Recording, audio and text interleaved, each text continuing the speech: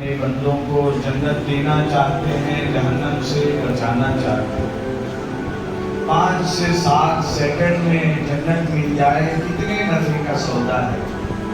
ترمذی شریف کی روایت ہے، آقا حضرت محمد درود پاک پڑھنے صلی اللہ علیہ وآلہ وسلم نے فرمایا، من سأل اللہ الجنت فی اليوم 3 مرات قالت الجنہ اللہم ادخلہ الجنہ، کہ جو دن میں 3 بار صرف اللہ سے جنت مانگتا ہے، یہ نہیں کہ اللہ کہتے ہیں چلو جنت مل گئی، اللہ خود جنت کو شوق دلاتے ہیں کہ تو کہہ کہ اللہ اسے جنتی بنا دے۔ ایک ہے کسی کی خوبصورتی کا چرچا سن کے، دولت کا تذکرہ سن کے، خاندان بڑا دیکھ کے آدمی رشتہ بھیجے، اور دوسرا یہ کہ سامنے سے رشتہ آ جائے۔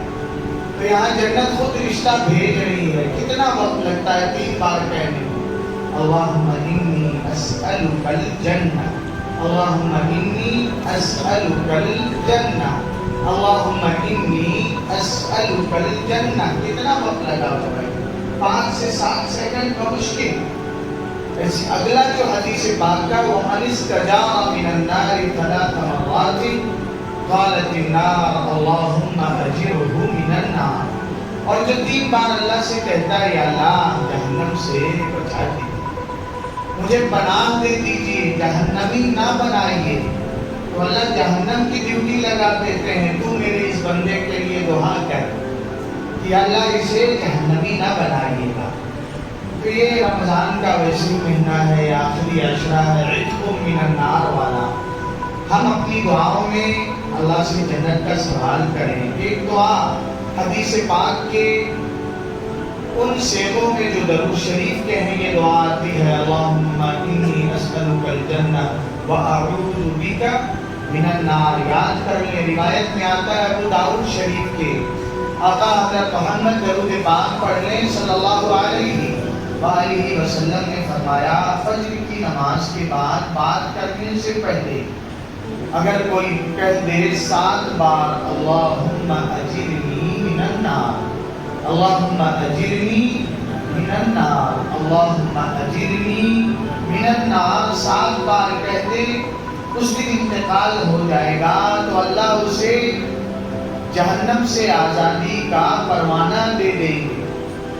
بندوں کو یہ سکت کہ وہ خدا کے سامنے اپنی خدائی دکھاتے ہیں، امت کو دھوکہ دیتے ہیں، عقیدہ لوٹتے ہیں کہ مرنے والوں کو جنتی ہونے کی تحریر دیتے ہیں، خود اپنے پاس ہے کہ اسے کفن میں رکھو، ہم کہہ دیں کہ کتنا دے گا جنت بیچنے کا۔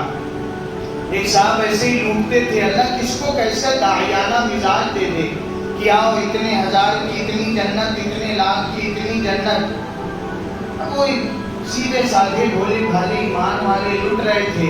کوئی منچلا تھا، جنازہ جا رہا تھا، جہاں وہ بیٹھتے تھے جنت کا سرٹیفکیٹ لکھ کے دیتے تھے، وہ کھڑا ہو گیا اور کہنے لگا کہ بھائی جب کوئی آتا کہ یہ لو جنت، وہ کہتا کیا آپ ضرورت ہے، میں نے پوری جہنم خرید لیا ہے، پوری جہنم تو میں نے خرید لیا اور اب کسی کو جانے نہیں دوں گا، تو اب سب کی جنت ہے۔